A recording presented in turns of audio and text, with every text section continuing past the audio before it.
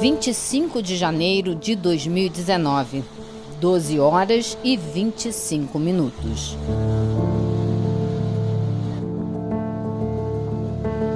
O Brasil e o mundo pararam para ver o momento exato em que a barragem da mineradora Vale se rompeu em Brumadinho.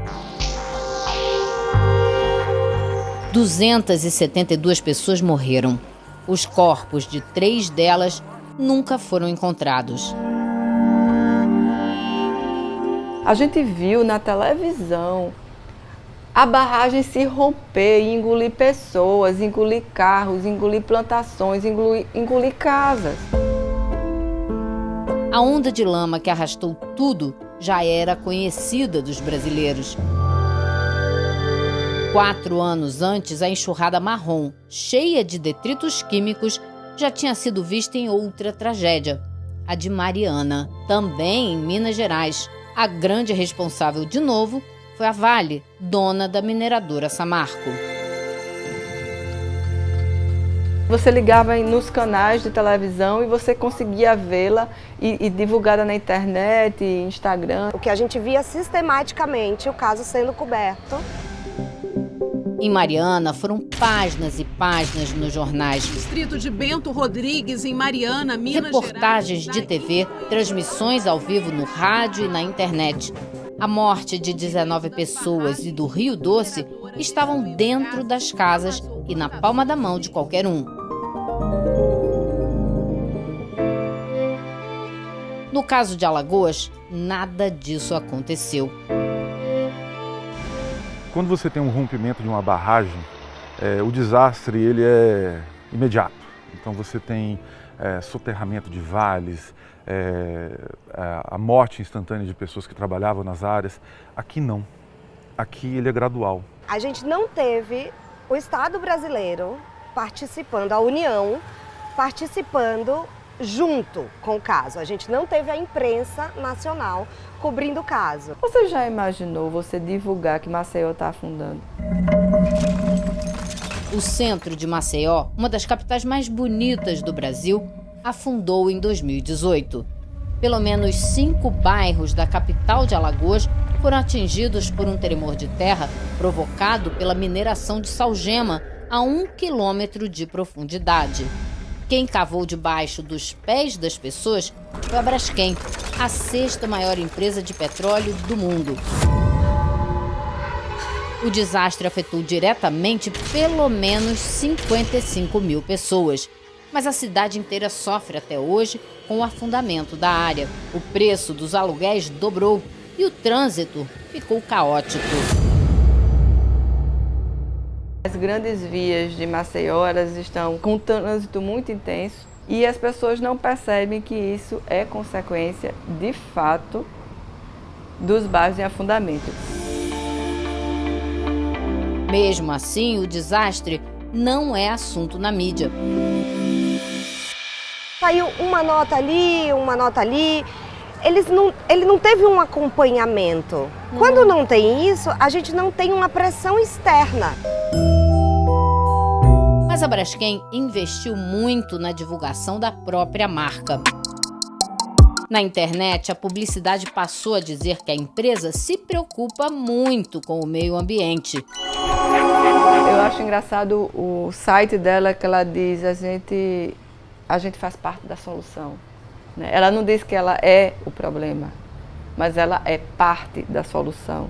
E ela coloca as ações todas que está fazendo em Maceió como se fosse um grande benefício que está se colocando para Maceió, quando na realidade ela tem que correr atrás dos prejuízos que foram feitos. Mas o investimento mais pesado em autopromoção veio em janeiro deste ano.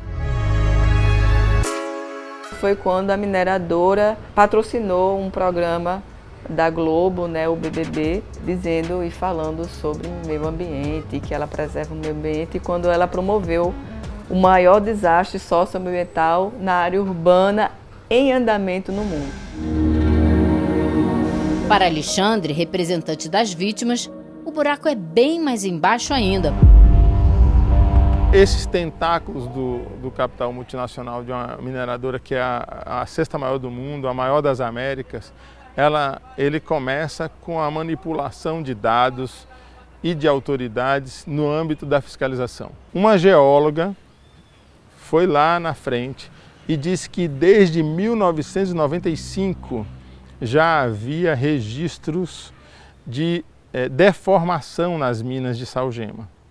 Se desde 1995 havia registro de deformação, portanto, havia o risco de desabamento, por que o IMA e a Agência Nacional de Mineração não emitiram nenhum alerta para a comunidade que poderia ser afetada por isso?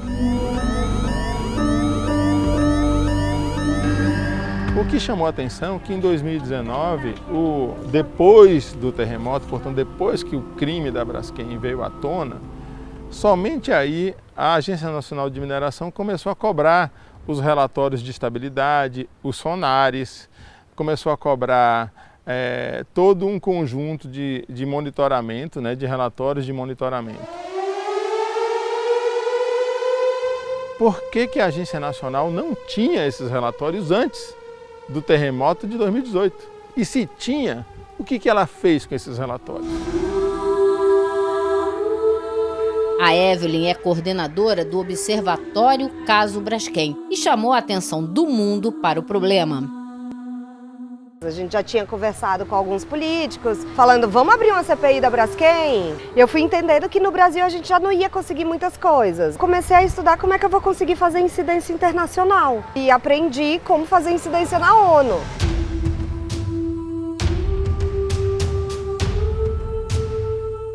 Daí você foi à ONU pedir que isso seja feito? Exatamente. O pedido é, acompanhe de perto o que está acontecendo em Maceió. A pressão será constante agora, porque os caminhos já foram abertos. A gente precisa ver esse desastre da mesma forma que a gente vê a Auschwitz, da mesma forma que a gente vê a escravidão, da mesma forma que a gente vê, enfim, Hiroshima. Porque a gente precisa entender que isso não pode acontecer de novo. No próximo episódio, a tradição cultural alagoana também pede socorro depois do desastre da Braskem. Eram grupos que usavam os espaços públicos para ensaios. Então essa praça ela era lotada de gente dia e noite, 7 dias da semana.